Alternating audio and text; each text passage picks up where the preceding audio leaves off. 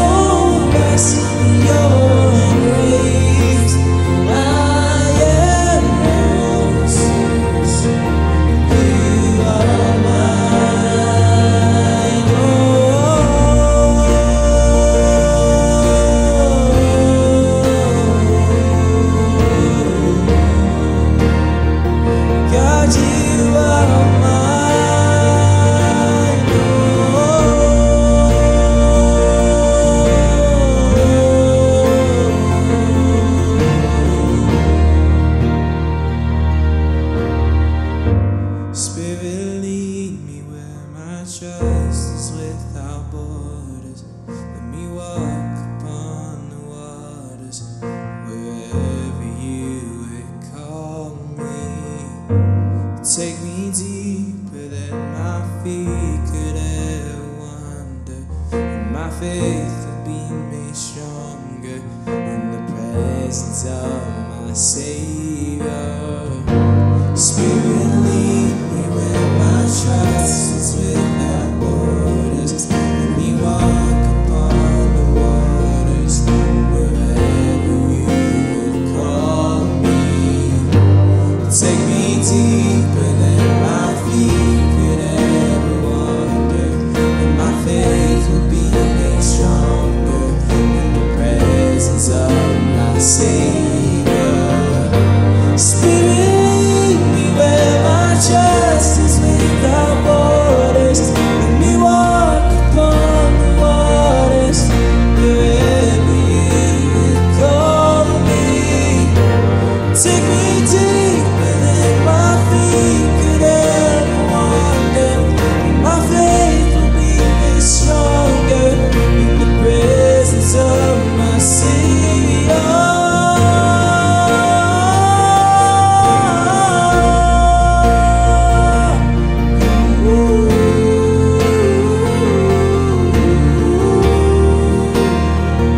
God, you are mine.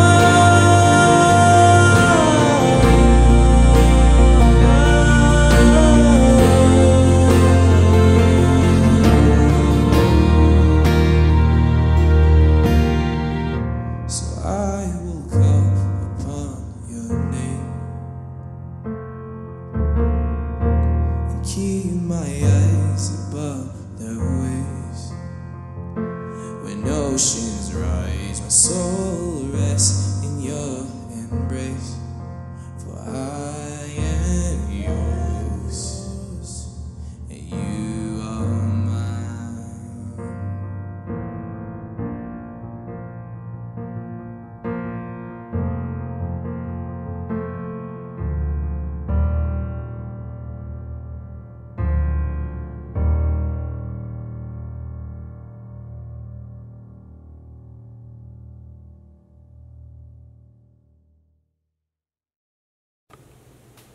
Bonjour et bienvenue à tous en ce début d'année 2021.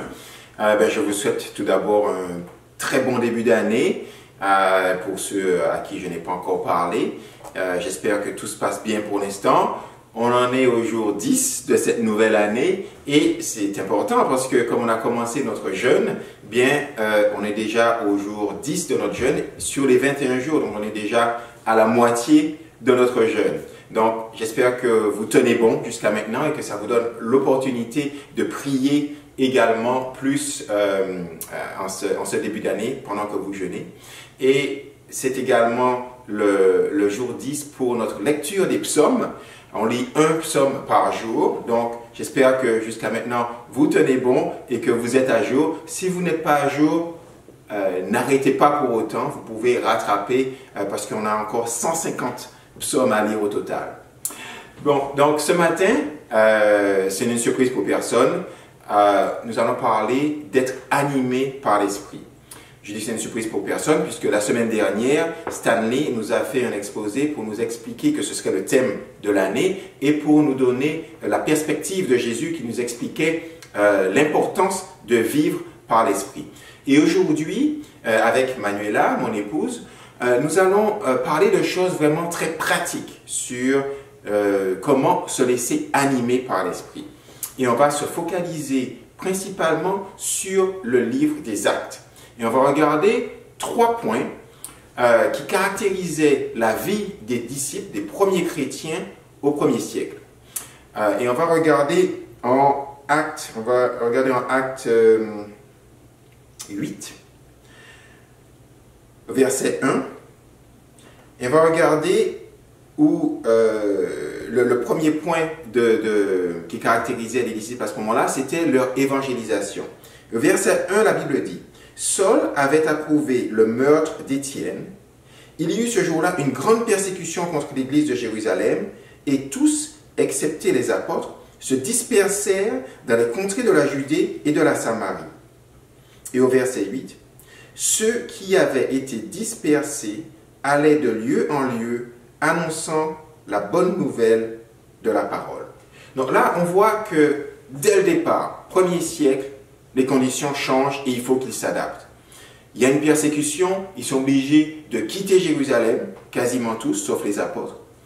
Et ça ne les empêche pas de se focaliser sur la mission qu'ils ont reçue, la mission d'évangélisation. Et on voit comment cette mission reste la même, même si les conditions autour d'eux changent. Il n'y avait pas de temple auquel ils pouvaient inviter les gens, il n'y avait même pas de groupe de famille où ils pouvaient dire « bon, viens chez moi ». Ils étaient obligés d'aller de lieu en lieu. Et la question qui se pose pour nous, c'est comment nous, on s'adapte à cette nouvelle donne également. Parce que l'année 2020 a été marquée, bien sûr, par la pandémie et par beaucoup de changements dans nos façons de procéder. Et si on regarde au verset 26 de Acte 8, toujours, on voit l'exemple de Philippe. Ce qui se passe avec Philippe, c'est qu'un ange du Seigneur s'adressant à Philippe lui dit « Lève-toi et va du côté du Midi sur le chemin qui descend de Jérusalem à Gaza, celui qui est désert. » Il se leva et partit. Et voici un Éthiopien et surintendant de tous ces... Et voici un Éthiopien, un eunuque, ministre de Candace, reine d'Éthiopie, et surintendant de tous ses trésors, venu à Jérusalem pour adorer, s'en retournait, assis sur son char, et lisait le prophète Ésaïe. L'Esprit dit à Philippe, « Avance et approche-toi de ce char. » Philippe accourut et entendit l'Éthiopien qui lisait le prophète Ésaïe. Il lui dit, « Comprends-tu ce que tu lis ?» On voit que, si on lit le reste de l'histoire, Philippe lui explique la parole, le moment de conversion s'en vient, et une fois qu'il a été converti, ils ont trouvé de l'eau et il s'est fait baptiser. Et si on continue la lecture, c'est-à-dire, quand ils furent sortis de l'eau, l'Esprit du Seigneur enleva Philippe et l'eunuque ne le vit plus. Tandis que joyeux, il poursuivit sa route. Philippe se trouva dans Azote, d'où il alla jusqu'à Césarée en évangélisant toutes les villes par lesquelles il passait. Donc on voit que l'Esprit a bien aidé Philippe à ce moment-là en le mettant au bon endroit, au bon moment. Et aujourd'hui, la technologie nous donne la capacité de faire exactement pareil. On peut utiliser la Bible, on peut étudier la Bible avec des gens qui ne sont pas à côté de nous, des gens qui sont à des centaines de kilomètres ou même dans le même quartier, mais on n'est pas obligé de se voir. Et c'est là où on peut utiliser la technologie pour le faire. L'année dernière, je sais qu'on l'a fait à plusieurs reprises, on a étudié la Bible avec des gens qui étaient même dans d'autres pays, simplement parce qu'ils parlaient français. Et ça c'est être animé par l'Esprit. Donc il faut voir comment on peut continuer à être animé par l'Esprit pour pouvoir continuer sur notre mission qui consiste à évangéliser. Le deuxième point que je voudrais souligner, c'est celui de la prière. Et on va regarder, encore dans le livre des Actes, au Acte 4, au verset 23, la Bible dit, « Après avoir été relâchés, » il parlait de Pierre et Jean, « après avoir été relâchés, ils allèrent vers les leurs et racontèrent tout ce que les principaux sacrificateurs et les anciens leur avaient dit. Lorsqu'ils l'eurent entendu, ils élevèrent à Dieu la voix tous ensemble et dirent « Seigneur, toi qui as fait le ciel, la terre, la mer et tout ce qui s'y trouve. » Et ils ont continué à prier. Et un peu plus loin, ils disent « Quand ils eurent prié, le lieu où ils étaient assemblés trembla.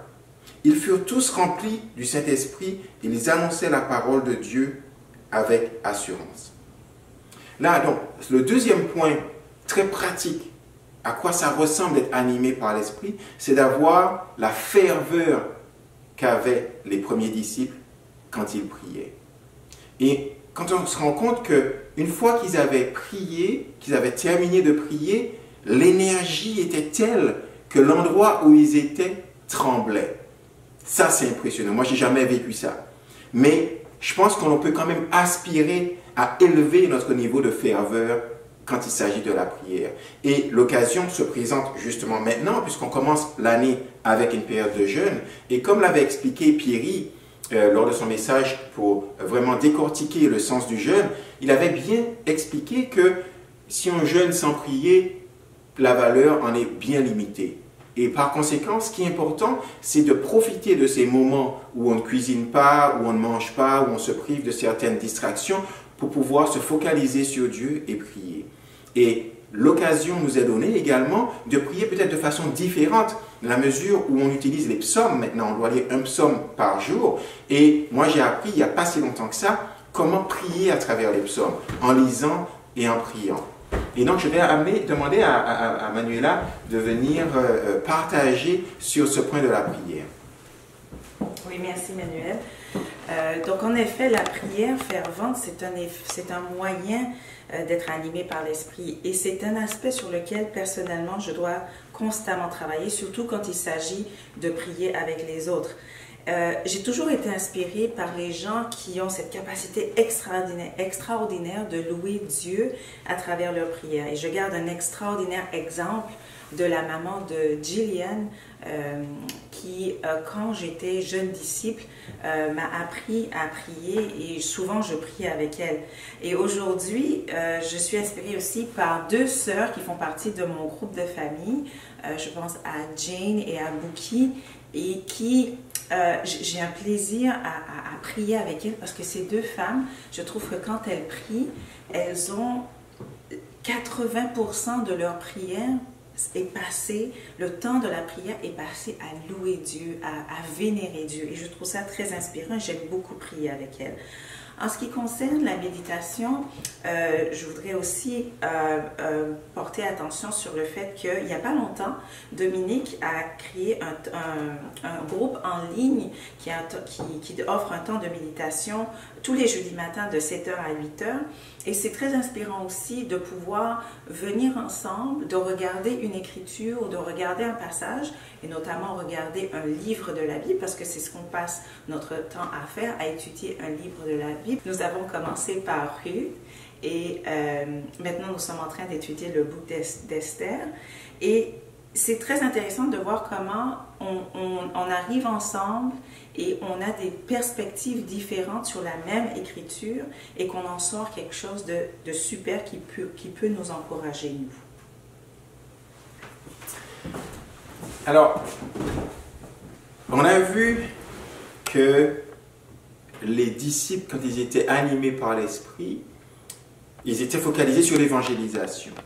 On a vu qu'ils avaient une vie de prière qui était exemplaire.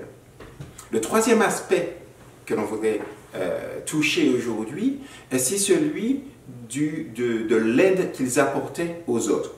Et on va se tourner encore une fois dans le livre des Actes des Apôtres, au chapitre 4, verset 32, qui dit « La multitude de ceux qui avaient cru n'était qu'un cœur et qu'une âme. Nul ne disait que ses biens lui appartinssent en propre, mais tout était commun entre eux. Les apôtres rendaient avec beaucoup de force témoignage de la résurrection du Seigneur Jésus, et une grande grâce reposait sur eux tous. Car il n'y avait parmi eux aucun indigent. Tous ceux qui possédaient des champs ou des maisons les vendaient, apportaient le prix de ce qu'ils avaient vendu et le déposaient aux pieds des apôtres.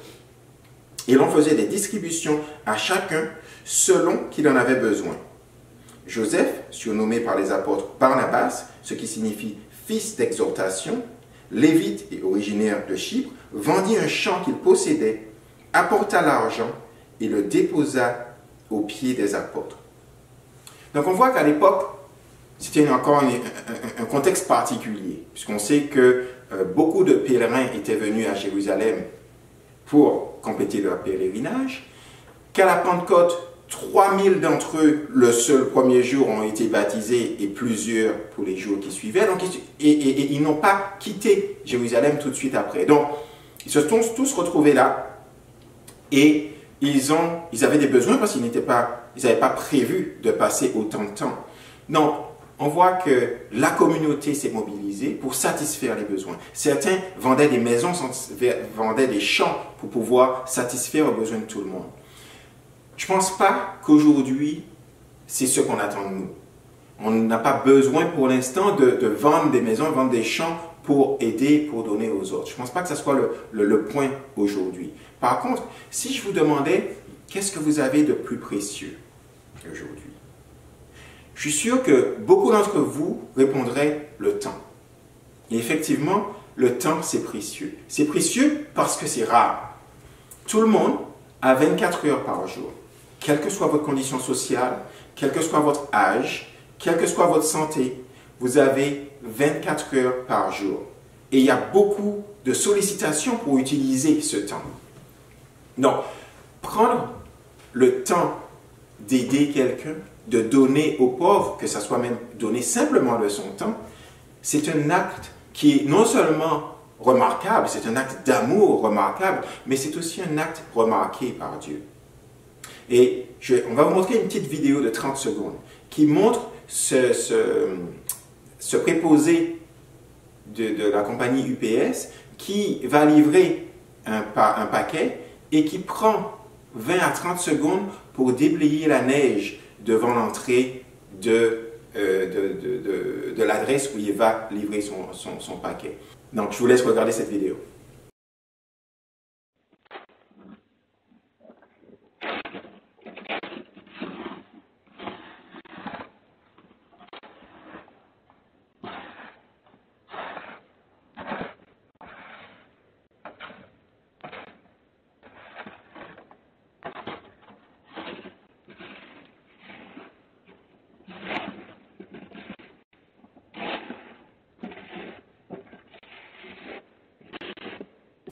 Très bien, donc j'espère que vous avez apprécié cette petite vidéo qui montre qu'un geste très simple, qui ne prend pas beaucoup de temps, je suis sûr que ça a fait une grande différence pour les autres.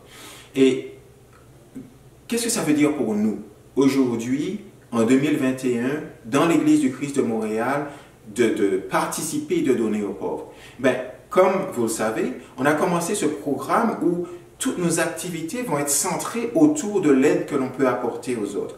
Et cette aide, elle peut prendre n'importe quelle forme, que ce soit donner matériellement à quelqu'un qui en a besoin, ou que ce soit briser la solitude en appelant quelqu'un, en écrivant des cartes, ou n'importe quel autre besoin que vous pouvez identifier en ville. Vous pouvez vous mettre d'accord avec votre groupe de famille de façon à pouvoir aider et imiter les disciples du premier siècle.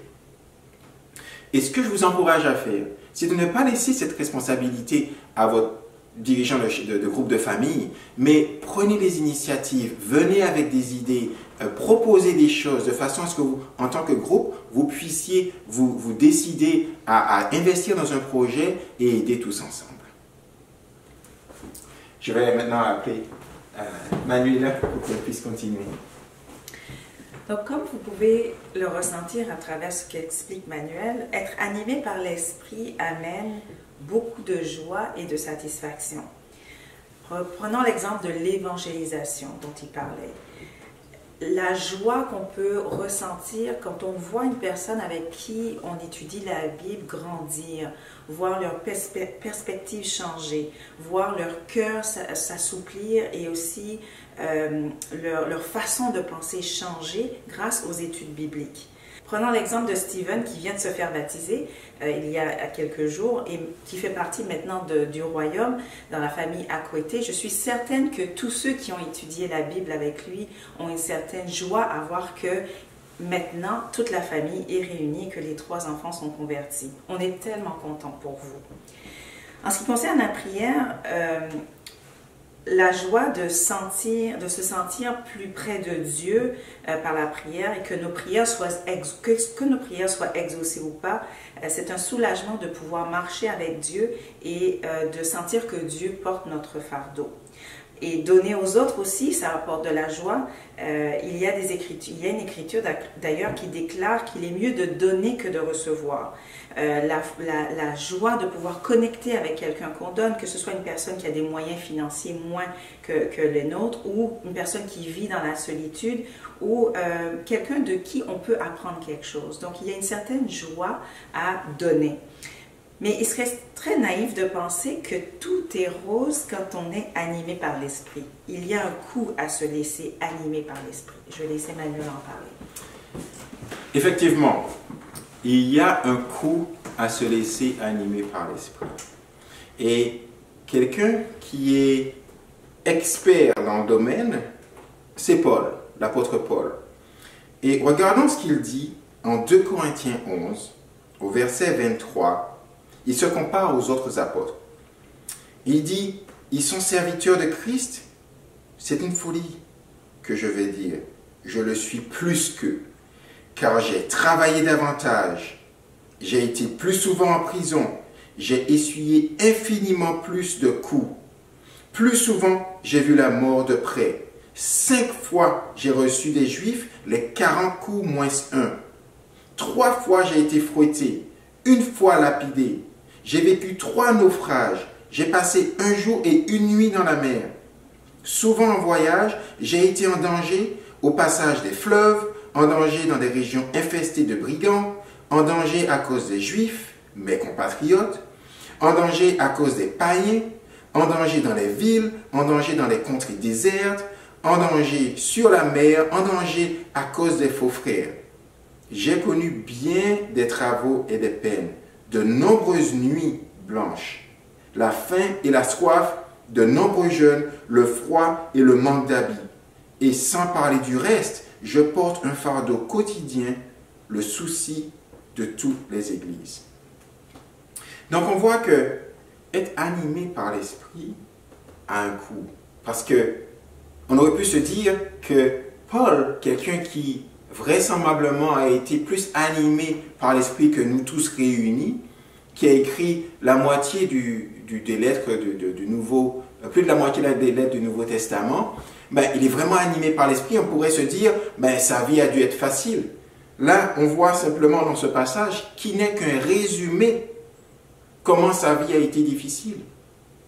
Et même quand on parle d'emprisonnement, par exemple, on a du mal à imaginer quelles étaient les conditions d'emprisonnement à l'époque. Donc, voici une photo qui montre l'entrée par laquelle les prisonniers étaient envoyés dans le cachot. Et le cachot, c'était en fait au niveau des égouts, et par conséquent, il y avait constamment 10 à 20 cm d'eau sale, d'eau des égouts, et c'est dans cet environnement-là qu'il a passé plusieurs années en prison. Et d'ailleurs, quand il parle à Timothée, en 2 Timothée 4, il lui dit, mais quand tu viendras me voir, amène-moi mon manteau, parce qu'il fait froid. Il fait froid dans ces prisons-là. Et donc, Paul avait vraiment vécu une vie extrêmement difficile, la vie matérielle, physique extrêmement difficile. Et c'était pour payer, en fait, les conséquences d'être animé par l'Esprit, de faire ce travail d'évangélisation que lui avait donné personnellement Jésus. Et en ce qui me concerne, je dois dire que ça ne me tente pas vraiment. Ça ne me tente vraiment pas d'avoir à payer ce coût d'être animé par l'Esprit. Pourquoi? Parce que je sais ce qui se passe lorsque moi je suis mis sous pression. Je partageais un exemple. En 2003, j'étais à Vancouver. J'étais relativement jeune disciple et je me trouvais inutile. Je trouvais que Dieu ne m'utilisait pas suffisamment. Donc je me suis mis à prier pour qu'il me rende plus utile, pour qu'il m'utilise plus. Et quelques mois plus tard, il a ouvert les portes pour que je puisse aller avec la famille. On a tous déménagé à Edmonton.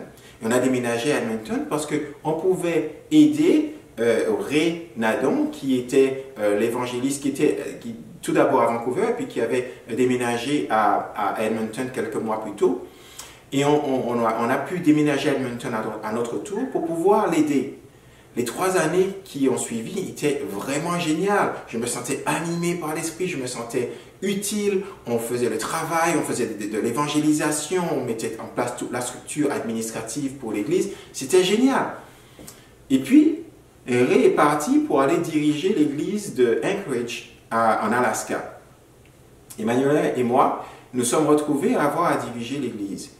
Sans personne, sans soutien, sans aide, sans formation. On n'a pas été formés pour ça. Et on a eu à gérer des situations extrêmement délicates. Beaucoup de péchés, des couples qui se tiraillaient, des sœurs célibataires qui tombaient enceintes, des situations vraiment incroyables.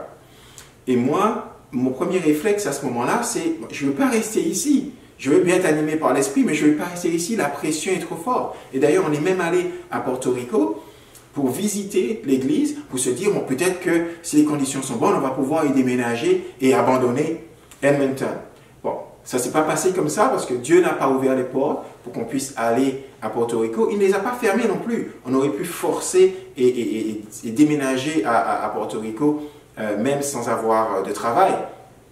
Mais en fait, quelques mois plus tard, c'était en 2008, c'était la crise financière qui a tapé le monde et Porto Rico a été mis en faillite. Donc là, je suppose que nos conditions auraient été vraiment plus difficiles à Porto Rico parce que bon, les derniers arrivés, ce sont les premiers à pâtir des conséquences et ça aurait été vraiment difficile. Donc Dieu nous a protégés de cette façon-là. Mais cet exemple, je le prends pour montrer comment ma réaction, c'est de fuir les conditions, fuir les conséquences qui sont difficiles à supporter lorsqu'on est animé par l'Esprit.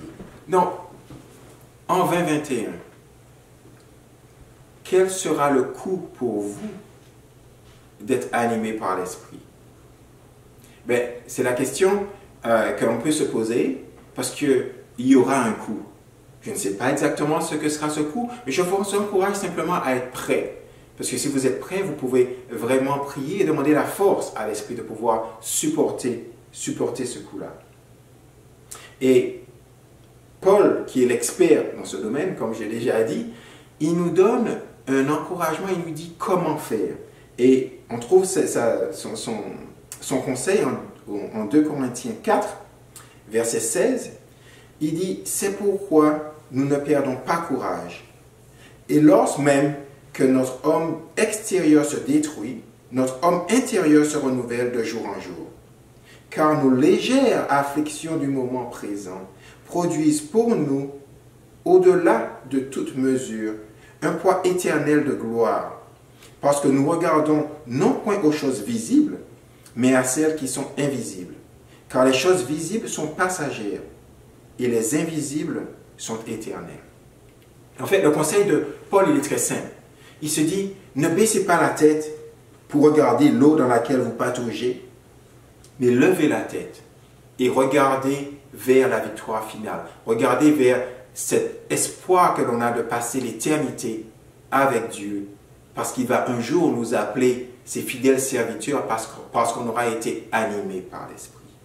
Donc Manuel, comme il vient de l'expliquer, a démontré qu'il y a un coût à être animé par l'Esprit. Mais moi, la question que je voudrais poser, c'est quel est le coût de ne pas se laisser animer par l'Esprit? Pensez-vous que votre vie serait plus facile si vous vous laissiez animer par votre propre esprit ou encore pire, par l'esprit du mal? La réalité, c'est que vous soyez chrétien ou non, la vie est la même pour tous. Vous n'êtes pas protégé plus parce que vous êtes chrétien. Regardez par exemple la pandémie actuelle. Le virus, il nous affecte tous. Il nous affecte de différentes manières, mais on est tous affectés. Et il n'épargne pas un chrétien ou un non-chrétien. On est tous affectés. Le confinement aussi, il crée du stress pour tout le monde. Qu'on ait un problème de santé mentale qui en découle ou qu'on soit, on ait de la dépression, qu'on soit négatif, il y a une conséquence pour tout le monde. Le racisme affecte tout le monde. Si il ne vous affecte pas de la même façon, ce n'est pas à cause de votre foi, mais à cause de votre couleur de peau. En ce qui concerne la crise économique, elle vous affecte également. Les files d'attente au supermarché sont longues pour tout le monde, que vous soyez chrétien ou pas. Il n'y a pas de ligne spécifique ou réservée à un chrétien. Donc, la réalité de la vie est plus tolérable quand on choisit de se laisser animer par l'Esprit. Non, On a vu beaucoup de choses, on a couvert beaucoup de choses aujourd'hui, mais en conclusion, ce que je voudrais dire, c'est que la vie est une série de décisions. Tous les jours, on a à prendre des décisions. Et on peut soit se laisser animer par l'esprit et par conséquent utiliser ces choix comme des opportunités que Dieu nous donne de lui obéir et de se placer sous sa grâce, ou on peut ne pas se laisser animer par l'esprit et se laisser prendre dans les embuscades que le malin nous tend, simplement parce qu'il nous fait miroiter des cadeaux empoisonnés. Et donc, tous les jours, on est amené à prendre ces décisions, tous les jours, on est amené à faire des choix. Et il est très important de se laisser animer par l'esprit. Et je voudrais citer Martin Luther King dans son dernier discours qu'il a prononcé en avril 1968. Ici, il disait que dans toutes les décisions que l'on a à prendre, la bonne question à se poser n'est pas « est-ce que c'est sécure ?» La bonne question à se poser n'est pas « est-ce que c'est politiquement correct ?» La bonne question à se poser n'est même pas « est-ce que c'est efficace ?» La bonne question à se poser, c'est « est-ce juste ?» Et avec le discernement que nous donne l'Esprit, nous allons pouvoir prendre des décisions qui sont justes. Merci beaucoup de votre attention et passez un excellent dimanche.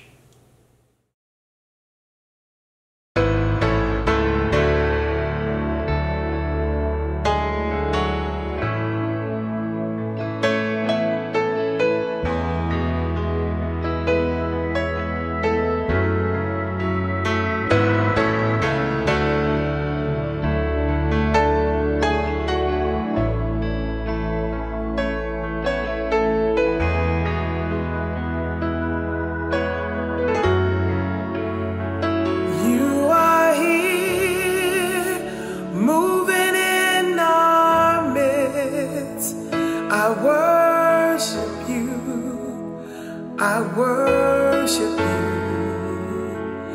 You are here working in this place. I worship you. I worship you.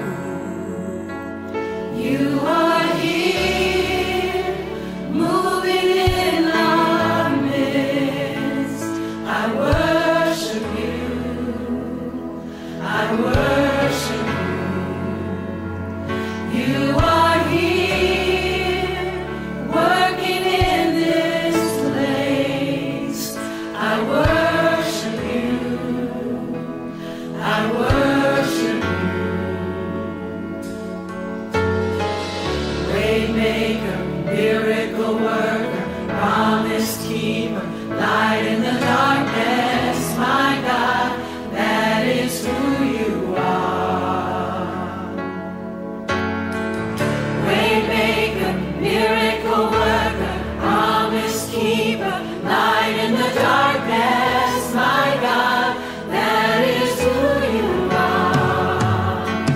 You are here, touching every heart. I worship you.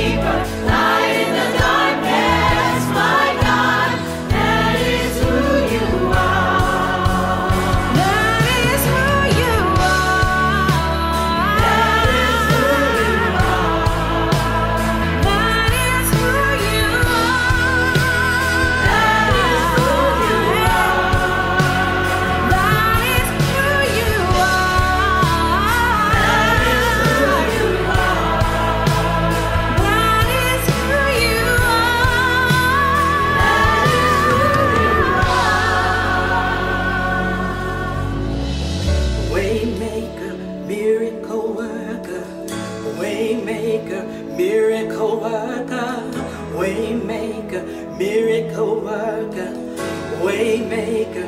Everybody say, way maker, miracle worker, way maker, miracle worker, way maker, miracle worker, way maker, miracle worker. Even when I don't see it, you're working. Even when I can't feel it, you're working. You never stop working. You never stop working. Even when I don't see it, you're working. Even when I can't feel it, you're working. You never stop working. You never stop working. Even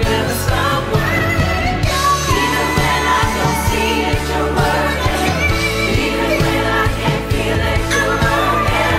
You never stop working. You never stop working. He never stops working. He never stops working. He never stops working. He never stops working. You're a provider. Even when I don't see it, you're working. Even when I can't feel it, you're working. You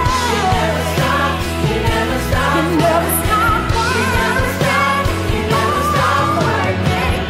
Waymaker, miracle worker, promise keeper, light in the darkness, my God, that is who you are. Waymaker, miracle worker, promise keeper, light in the darkness, my God, that is who you are.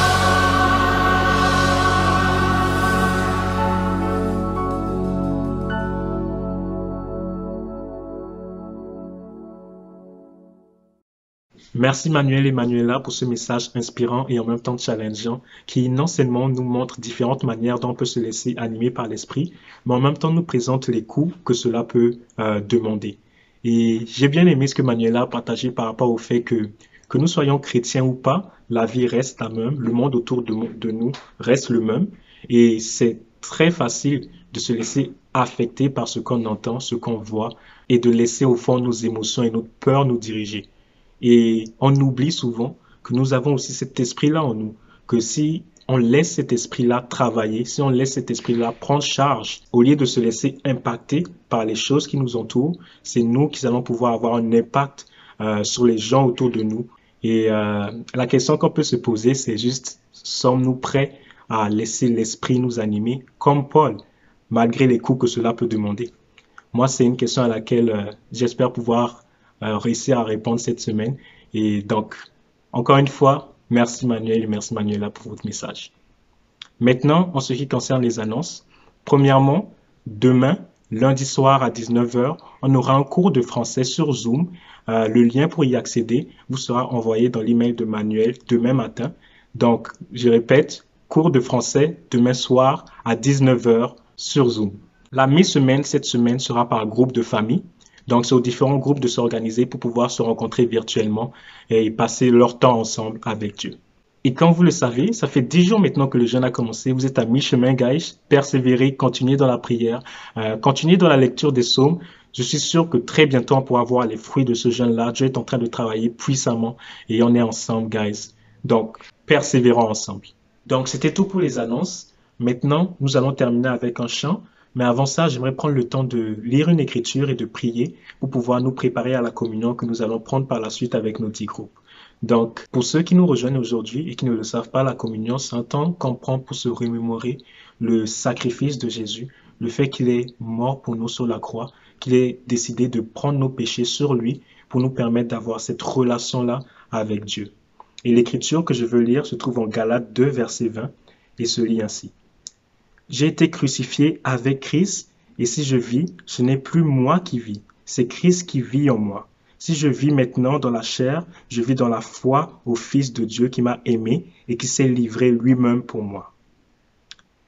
Et je trouve que cette écriture va bien avec le message que nous avons entendu aujourd'hui, parce que, encore une fois, c'est un appel de ne pas vivre pour nous, mais de laisser Jésus vivre en nous et de laisser cet amour-là qui l'a amené à mourir sur la croix pour nous, de sorte à ce que nous, par la suite, nous puissions nous aussi nous donner aux autres par ce même amour-là. C'était ça que je voulais partager. Maintenant, nous pouvons baisser nos têtes et prier pour la communion.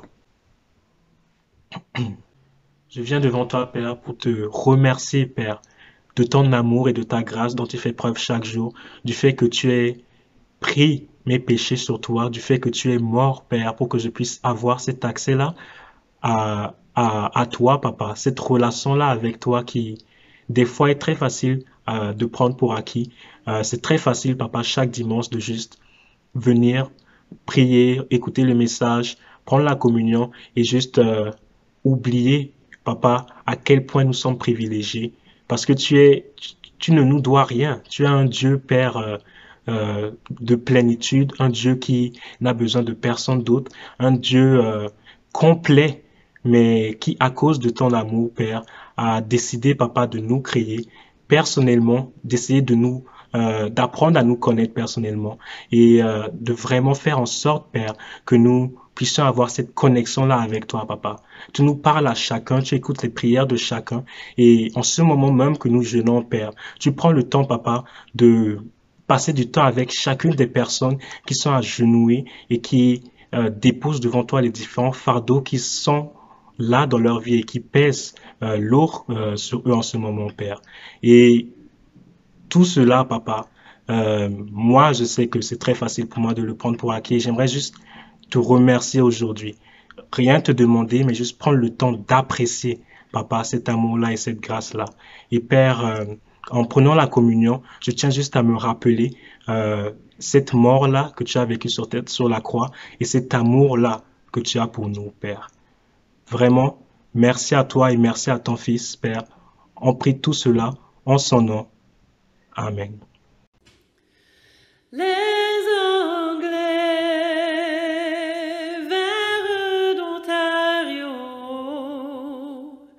tel de l'eau dans Saint-Laurent, devant eux seule la désolation, mais ils avaient tous un rêve. Notre Notre âme âme était aride, était aride. Dieu nous Dieu nous montre le torrent, le torrent. nouveau Nouveau départ dans l'eau vive. Nous étions comme ceux qui rêvent. Notre cœur explosait de joie, et nous chantions triomphant. Plus de peur ni de désarroi. Nous étions comme ceux qui rêvent. Il sera dit parmi les nations, leur Dieu a rêve aussi. L'Esprit anime cette génération avec l'âme de nos vies. Ceux qui rêvent, nous sommes ceux qui s'aimeront avec l'âme. Nous sommes ceux qui rêvent. Nous sommes comme des hommes qui font Mes frères et sœurs, nous sommes comme des hommes qui font un rêve.